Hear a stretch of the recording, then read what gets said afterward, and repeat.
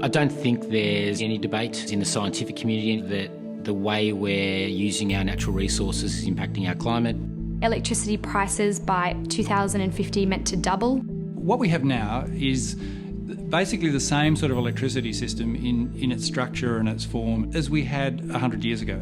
So you could call it a dumb grid. The largest single contributor to rising prices at the moment is an ageing infrastructure. We can always solve the problem by building more power stations, building bigger wires. But this is a very expensive process, and maybe there are more intelligent ways to spend that money.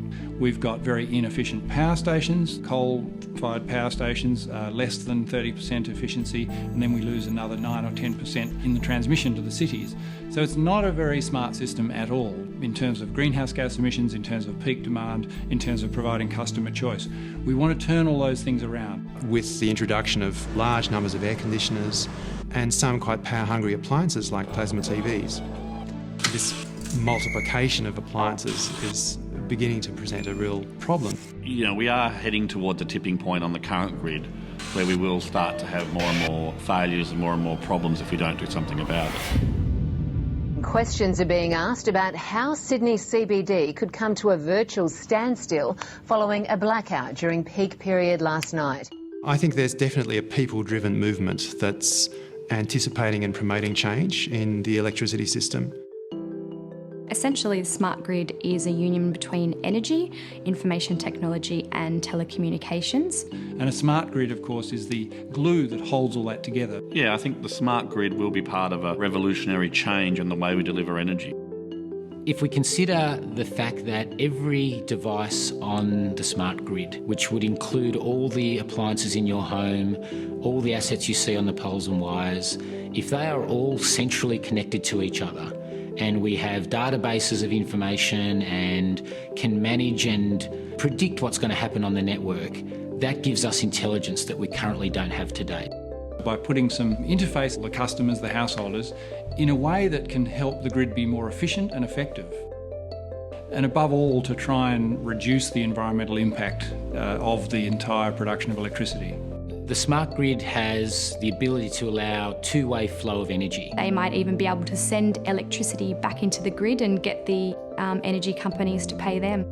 Our newer, cleaner energy, typically which is solar and wind for us in Australia, will be distributed where the wind blows and where the sun shines.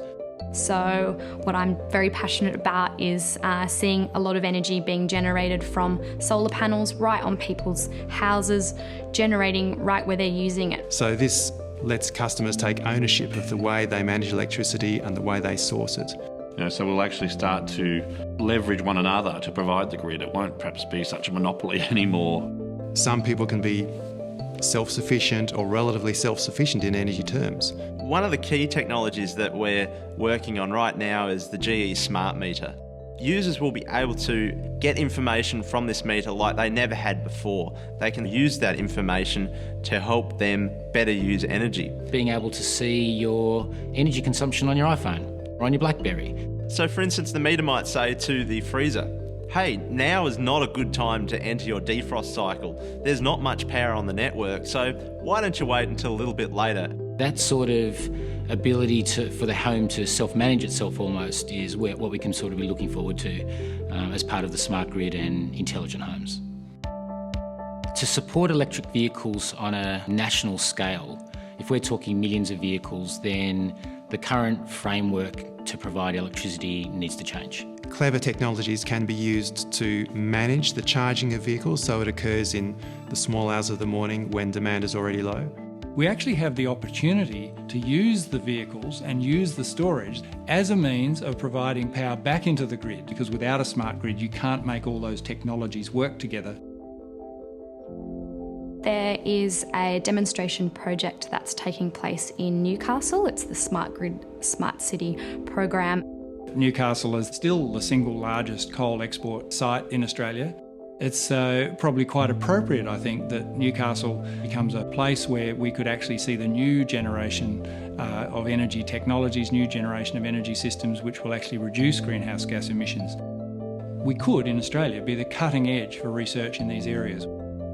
There's not that many opportunities in your career that you get to be deeply involved in that sort of change. We cannot take our eye off the ball in terms of this is the most important new industry that the world will see.